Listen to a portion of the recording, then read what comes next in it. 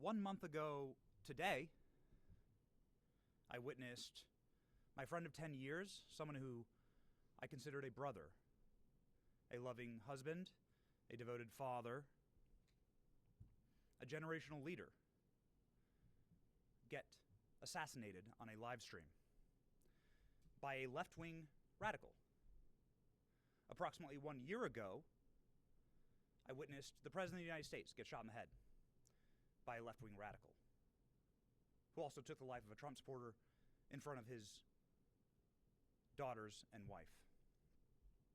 2 months ago, Christian children kneeling and praying in a church were slaughtered by a left-wing extremist. And 2 weeks ago, federal law enforcement was shot at multiple sniper rounds in a federal facility by a left-wing extremist. If it's happening every single week, is it that extreme? Or has the Democrat Party mainstreamed violence as a political tool? The individual who wrote me described why he wanted me dead. I was a white, cis, Christian Trump supporter. They described in great detail how I would be killed in an open field just like Charlie, how much blood would come out of my head and neck when it was blown off.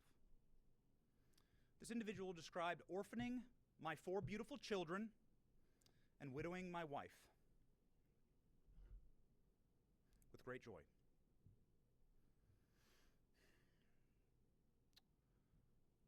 You might want to say, another left-wing radical, another extremist.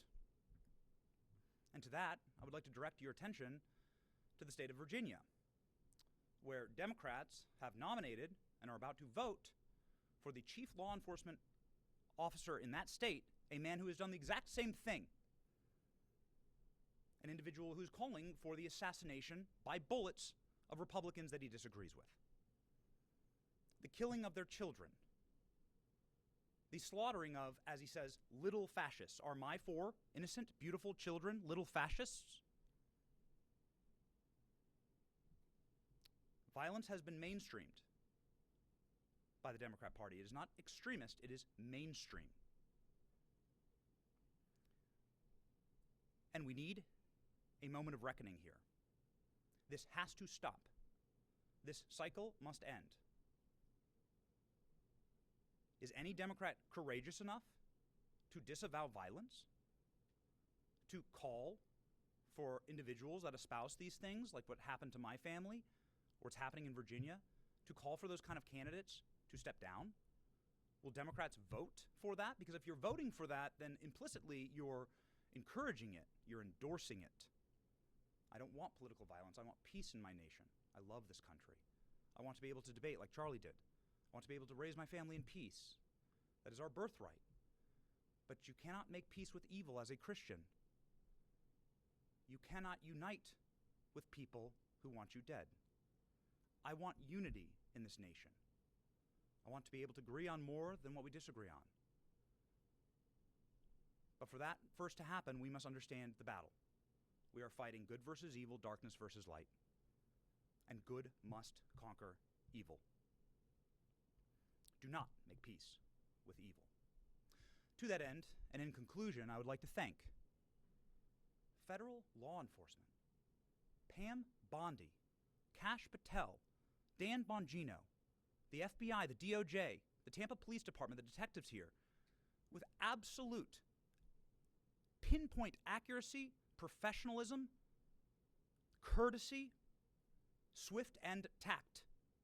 They were able to act instantly in order to make sure that my family was safe, potentially to preserve the lives of my children,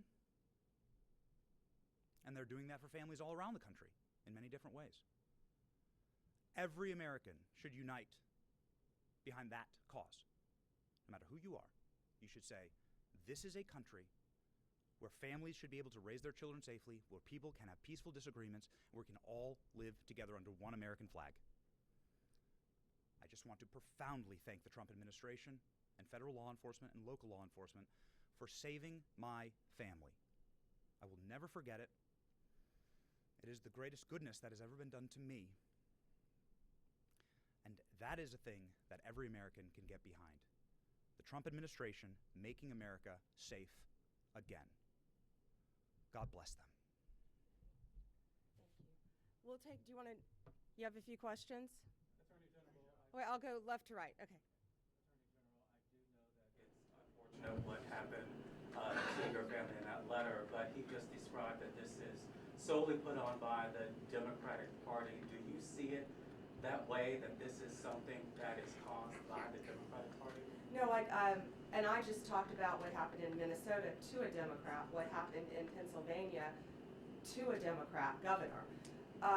No, this was a left-wing radical, absolutely. The same type of person who murdered and assassinated Charlie Kirk. That's what we're talking about here today. But it doesn't matter who you are. If you commit an act of violence, a written threat through the mail, we are going to find you. These men behind me are going to hunt you down and find you. This guy thought he got away with this, and he thought he could hurt Benny and his family, and it's not going to happen.